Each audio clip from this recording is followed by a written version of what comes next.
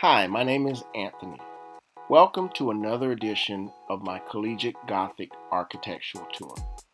This time, we're at Duke University. There is no doubt that Duke was designed in the Collegiate Gothic architectural style. Almost every element of the Collegiate Gothic architecture is featured in its buildings. If you're interested in the history of Collegiate Gothic architecture or would like to see examples at other campuses, I provided a link in the description of this video to my previous videos about the history of Collegiate Gothic architecture and examples at Virginia Tech and Catholic University. So, without further ado, let's explore the elements of Collegiate Gothic architecture at Duke University. The first and perhaps most noticeable feature of Collegiate Gothic architecture at Duke University is the stone exterior of all the buildings. Here we see it on the exterior of Bostock Library.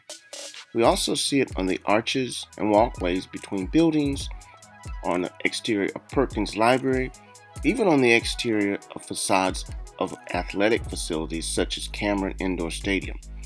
The stone that is used on the buildings at Duke is known as Duke stone. Actually, it's a metamorphic slate rock called phyllite, which is quarried from nearby Hillsboro in the Piedmont region of North Carolina.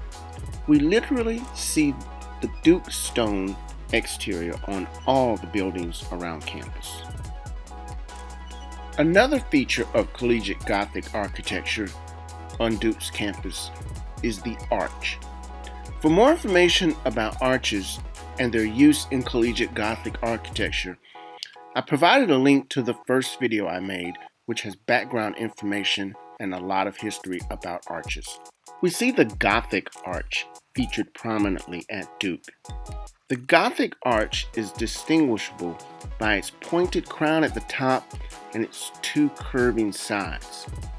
Some Gothic arches are more ornate than others, such as the arches at the entranceways and doors to Perkins Library, Rubenstein Library, Flowers Building, and the entranceway to Duke Chapel.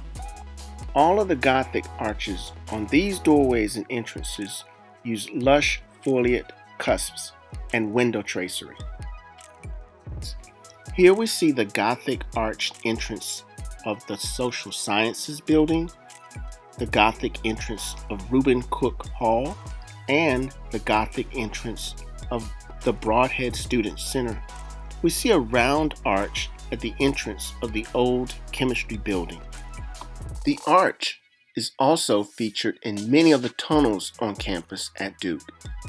These magnificent archways that are formed by Gothic and round arched tunnels form passages to different quads and spaces on campus.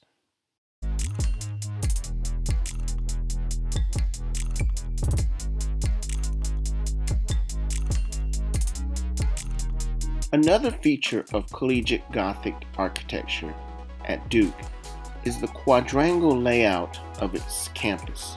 Duke's quads are created by its connected buildings and archways.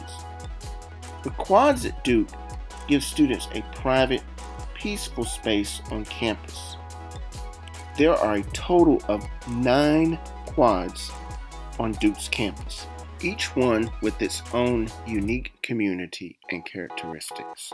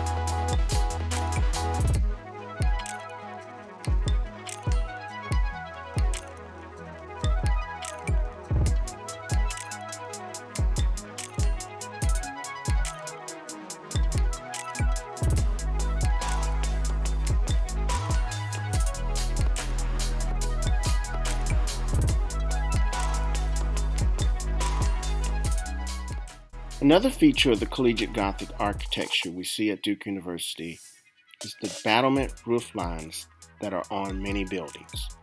We see the battlement-style roof line on the roofs of Cameron Indoor Stadium, at the top of Crowell Quad Clock Tower, and on the archway between Abel Quad and the Student Commons area.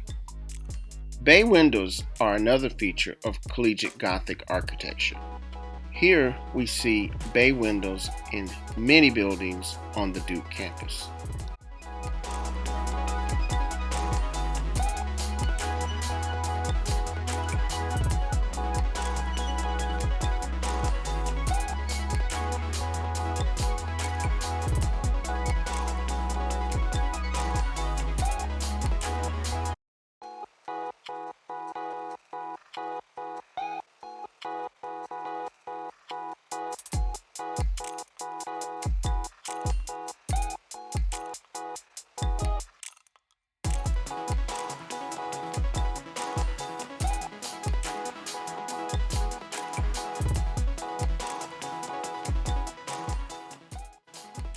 Originally used for support, buttresses in Collegiate Gothic architecture primarily serve as decorative features. At Duke, we see buttresses on the exteriors of Perkins Library, the Duke Chapel, and the Card Gymnasium. Exterior sconce light fixtures are another feature of Collegiate Gothic architecture.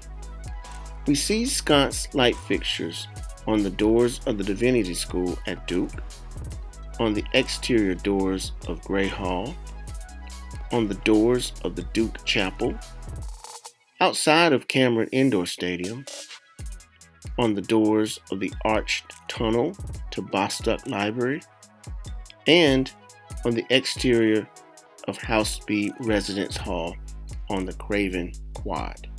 Perhaps the most iconic features of Collegiate Gothic architecture on Duke University's campus are the Gargoyles, Grotesques, and Finials. These are present on many buildings of Duke's campus.